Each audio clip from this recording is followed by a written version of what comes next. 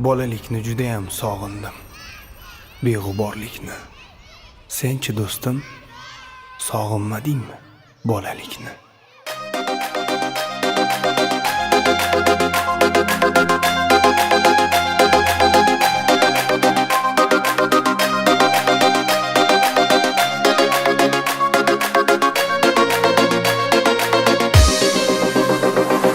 Bir do'stim bor eslatadi bolalikni.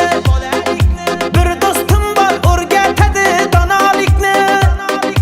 Ko'rishganda o'tgan kundan gaplashamiz. Sog'intirdi bolalikni. Bir do'stim bor eslatadi bolalikni. Ey bir do'stim bor o'rgatadi donolikni. Ko'rishganda o'tgan kundan gaplashamiz. Sog'intirdi bolalikni. Hey do'stim,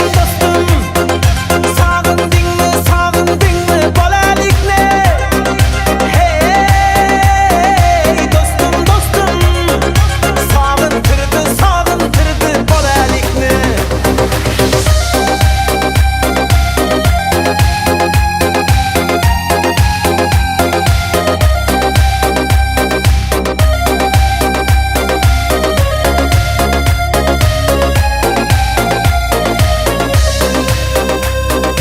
Bir do'stim bor qarindoshdek bo'lib ketgan.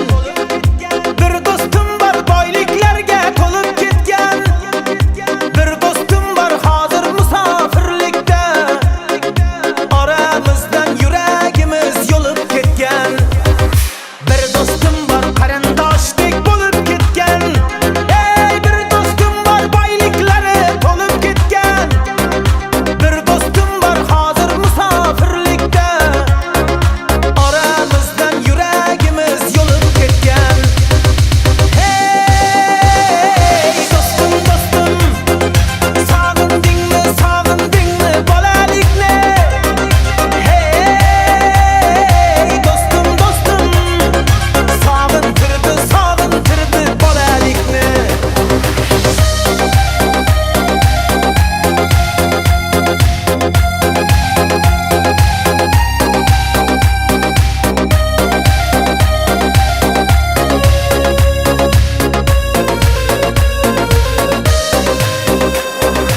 Allah ayırmagin meni do'stlarimdan.